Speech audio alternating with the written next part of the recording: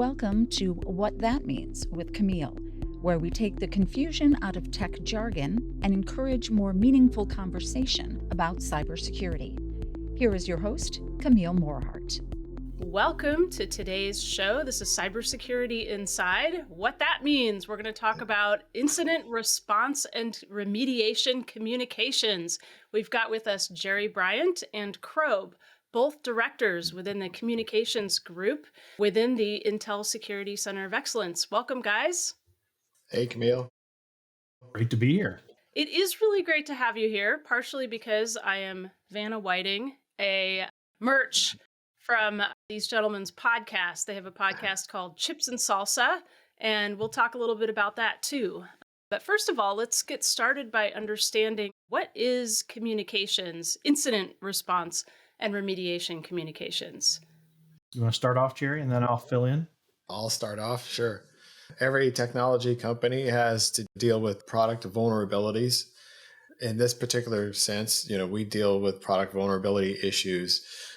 Sometimes they become an incident if they're publicly disclosed by an external researcher, or somehow it's leaked out there or found being used in some sort of an attack against customers. That's an incident that we respond to. So we develop a communications plan, which involves a whole process of understanding the issue, understanding where we are with a potential mitigation, what other things do our customers need to know, and then putting out those communications with the clear goal of providing actionable information for customers. A lot of orchestration and coordination amongst just the industry and our customers to make sure that as problems are found, they're able to quickly get addressed and corrected to minimize the risk that an end user would have. We had a conversation with Lisa Bradley of Dell. She's in the PCERT team there. And I'm wondering if you guys can explain how you work with the PCERT team, or PCERT's actually taking in reports of vulnerabilities and then triaging them and then working with engineering across the company to come up with mitigations, updates, et cetera. So how does the communications team work with that group? It's a good question, because I always refer to ourselves as the communications arm of the PCERT. PCERT drives the vulnerability management process, from intake to triage to mitigation to disclosure. It's our job to, as we get towards the public disclosure of that, to develop the strategy and the comms to go with that issue. So what the customers need to know, where's the mitigation, how they should look at their risk factors, things like that. So that's the kind of stuff we try to manage as we get to that public disclosure phase. And we're also consultants with the PCERT. As they have reports, we help provide feedback on that comm strategy Jerry talked about. We think about what types of impacts could happen if it gets out in the media too soon, or the types of questions customers or partners might ask about the particular problem. So we're really consultants. They're a sister team. And like Jerry said, we provide that service of communications for them to try to help make sure things run smoothly and everyone's clearly informed. If it's an external researcher, what's their history when they report an issue? What can we expect from them? Do they like to develop some sort of branding for the vulnerability they discovered or whatever? That all kind of informs us as the communications guys or gals to develop the right strategy, sometimes proactively, because we know there's enough triggers that this thing is going to maybe end up being a media story, and that generally causes a lot of customer questions to come in. And so we proactively prepare for that stuff ahead of time, given what those triggers are that we see that may come to fruition. And some issues are very complex and they require some more in-depth conversation about how to mitigate it or what the issue is. And a lot of times the PCERT team or a product engineering team, they're focused on developing the solution, trying to get that thing fixed, and they're not necessarily understanding that this is a really hard problem and somebody that's going to implement this fix might need to take additional steps. So we provide that feedback and have the appropriate level of artifacts to kind of share that information. Yeah. One of the things you said that I thought was a little intriguing is you mentioned looking at sort of the personality or the history of a person who may have reported a vulnerability. And that then informing maybe your even approach to communications. Do you actually work with the very people who are reporting a vulnerability on communicating it back out to the public? Sometimes it depends on who that organization or entity is. And I've heard the term coordinated vulnerability disclosure, which sounds very fancy. And I'm wondering, what is that? And why does that have to exist? Why can't a company just be completely transparent with the public from the very beginning of understanding there's an issue? Back in the early 2000s, it used to be called responsible disclosure.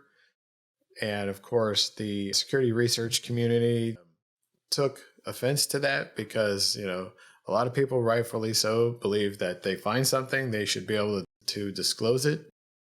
But the idea behind coordinated vulnerability disclosure is that the researcher who found the issue works with the vendor whose code the issue is in to get a mitigation in place and distributed to their end customers before you publicly disclose the details of the vulnerability. That way, the ecosystem has a chance to develop a fix and get it deployed, before those details are out and can then be used in potential exploits.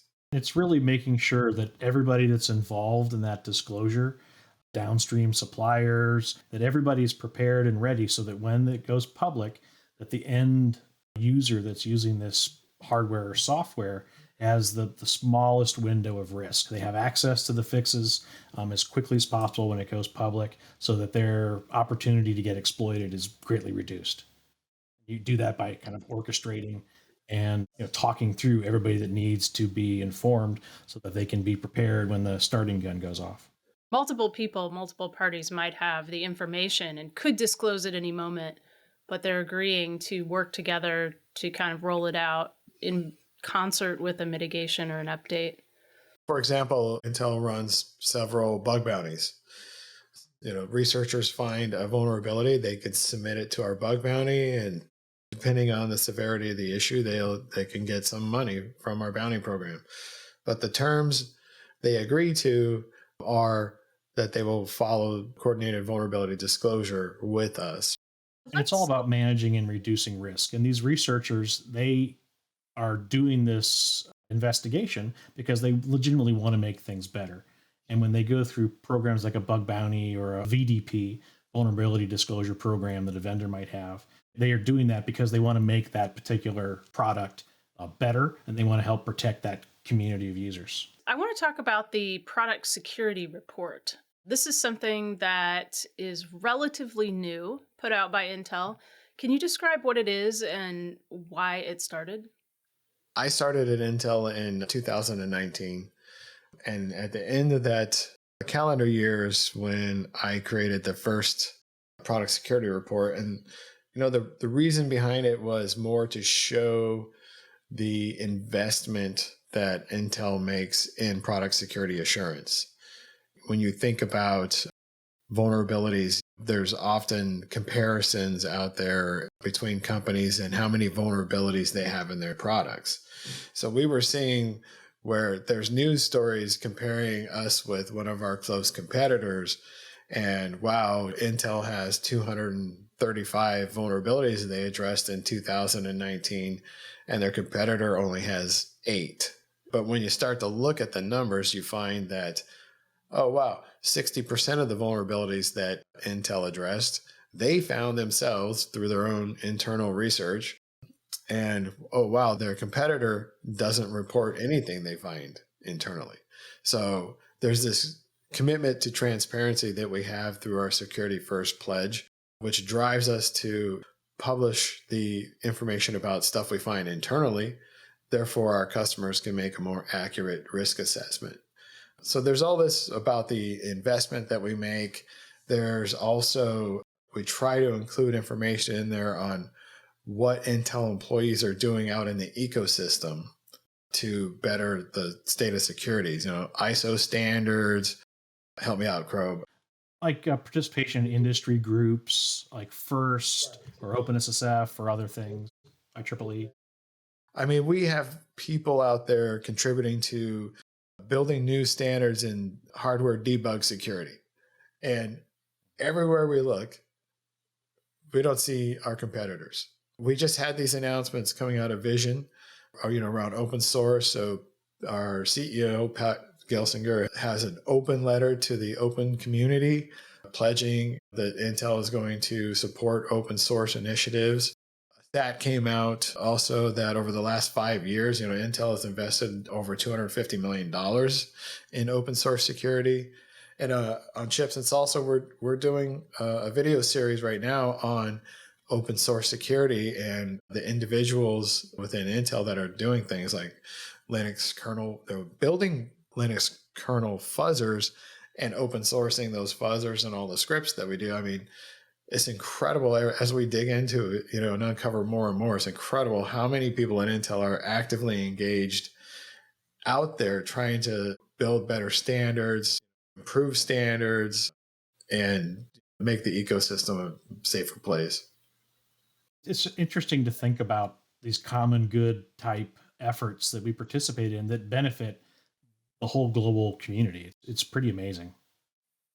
So you guys brought up Chips and Salsa. I have my packet right here with me, ready for a little morning snack. Talk about that. You guys started a podcast together. It's very cool. It's very informative. You go deep with Intel experts and really talk with them about some of the very specific things that they're working on. And I think you uncover things that are not well known, frankly. And so I wonder if you could talk a little bit about what was surprising to you when you started digging in and talking with experts within the company. I'm a relatively newbie to the organization, and it's just amazing to think about the depth and breadth of talent and efforts that our folks are doing on so many different levels.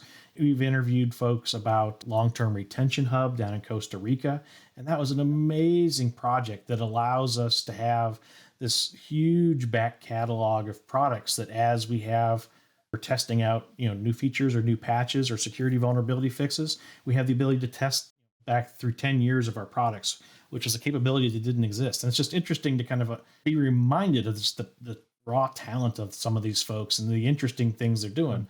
Like we talked with Jason Fung, who's contributing to upstream efforts for a program called CWE, Weakness Enumeration. And that it's a vulnerability thing where that's describing kind of the root cause of a software or hardware problem.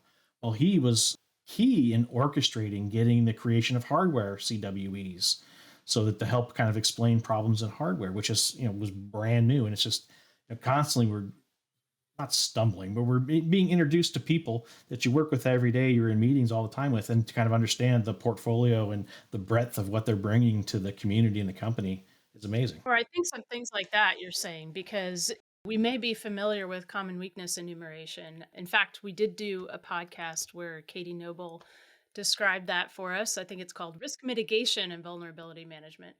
But to then discover that somebody that you sit next to or you virtually sit next to actually was instrumental in adding the hardware portion of that to the entire industry, it's very cool. That's the kind of thing that I think that I've discovered listening to your podcast. It's like, oh, I just assumed, either that always existed or that it was sort of created not by the very person sitting next to me that I am now and then to ask a simple question, right?